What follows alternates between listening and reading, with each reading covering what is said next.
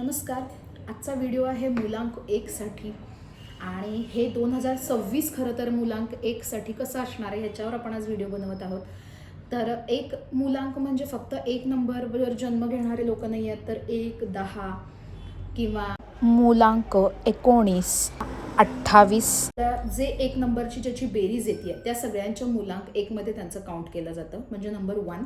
आणि ह्या मुलांक नंबर 1 हा 2026चा आकडा जो आहे त्याची बेरीजसुद्धा येते आहे ॲक्च्युली 1. तर मग त्यासाठी कसं असणार आहे हे मुलांक 1 हे आपण आजपासून बघूयात. आणि ह्यासाठी त्यांनी काय करायचं आहे किंवा हे वर्ष त्यांच्यासाठी शैक्षणिकदृष्ट्या, love marriage through, arrange marriage through किंवा वैवाहिक जीवनासाठी, पैशांच्यासाठी कसं असणार आहे हे आपण पुढे बघणार आहोत. प्लस ह्याच्यासाठी आणखी एक डू अँड डोंट्स म्हणजे काय की त्यांनी काय करायचं आणि काय नाही ह्याच्यासाठी मी दुसऱ्या व्हिडिओमध्ये सांगणार आहे. पण फिलहाल ह्या व्हिडिओमध्ये मी तुमच्यासाठी आता घेऊन आले की बाबा पहिला सुरुवात करूयात आपण संधी, म्हणजेच नेतृत्वाची संधी कशी असणार आहे. करिअरच्या वाईज बघायला गेलं तर मोस्टली मुलांक 1 नंबरचे जे लोक असतात ते मुळातच खूप क्रिएटिव्ह असतात. क्रिएटिव्ह म्हटल्यापेक्षा आपण त्यांना म्हणू शकतो खूप ॲग्रेसिव्ह आणि लिडरशिप क्वालिटीचे असतात. पण आत्तापर्यंत 2026मध्ये ती कामं त्यांची पूर्ण होणारी जी 2025मध्ये रखडली होती किंवा त्यांनी त्याच्यासाठी खूप पुश मारला पण ते काम काही शेवटपर्यंत झालं नाही. तर ते काम तुमचं 2026मध्ये होणार आहे, कारण 2026ची बेरीजच येते एक. सूर्याचा नंबर आहे, सूर्य तुम्हाला तेज देत आहे ती गोष्ट. त्यामुळे करताना त्या गोष्टीला तुम्हाला नेतृत्व करण्याची गोष्ट असेल किंवा जे लोक डिजिटल क्षेत्रात आहेत, जे लोक मार्केटिंग क्षेत्रामध्ये आहेत, बँकिंग क्षेत्रामध्ये आहेत, त्यांना ह्या वर्षी भरपूर प्रचंड भरघोस यश मिळणार आहे. कोणाचं प्रमोशन थांबलं असेल तर ह्या वर्षी तुम्हाला प्रमोशन मिळणार आहे.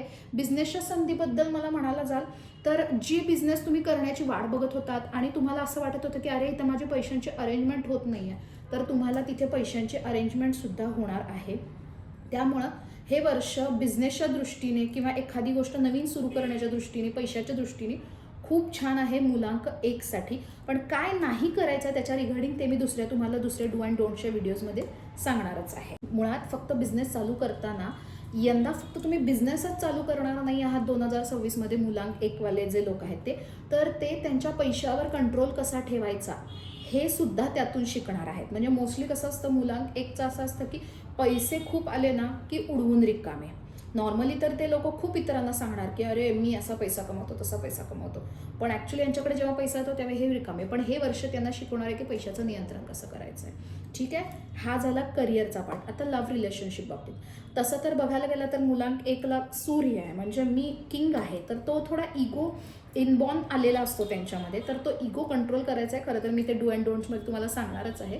पण राहिला प्रश्न रिलेशनशिपमध्ये, तर तुम्हाला तुमच्या जो पार्टनर आहे त्याला स्पेस द्यायचा आहे. म्हणजे तुम्ही जे नॉर्मली त्यांच्याकडून टेक फॉर ग्रँटेड गोष्टी घेता ना त्या घेऊ नका, किंवा तुम्ही सुद्धा ज्या गोष्टी देता तर तसं न करता तुम्ही एकमेकांना स्पेस द्यायचा आहे. तुमच्या पार्टनरला या वर्षी तुम्ही जितकं समजून घेऊन राहाल तितकी तुमच्या रिलेशनशिपमध्ये खूप छान ग्रोथ येणार आहे.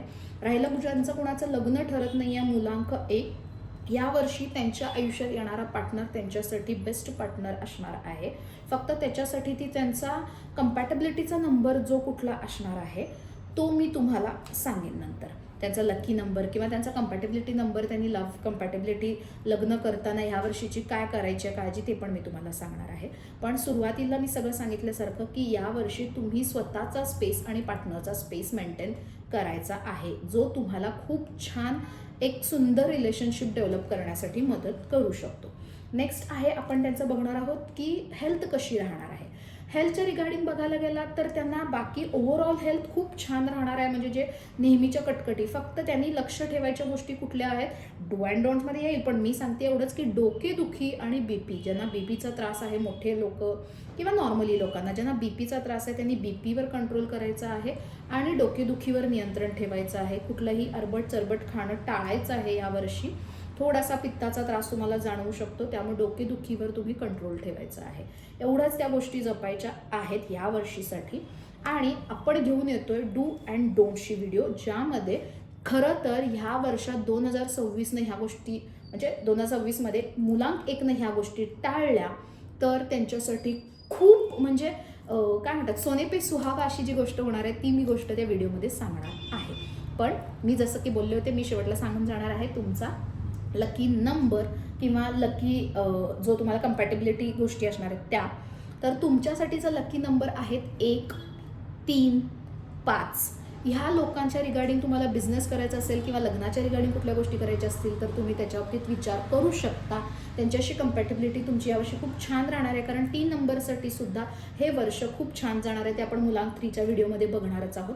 त्यामुळे ह्यांच्याशी तुमची 1 नंबर आणि 3 नंबरची कम्पॅटेबिलिटी खूप छान होऊ शकते. 2 नंबरशी पण होऊ शकते, पण किती झालं तरी 2 नंबर म्हणजे तळ्यात मळ्यात आला. त्यांच्याशी कम्पॅटेबिलिटी तुमची क्वीन म्हणून, म्हणजे जे मेल नंबर अगर जर कुणी एखादा मेल आहे आणि त्याचा नंबर मुलांक 1 आहे तर ठीक आहे.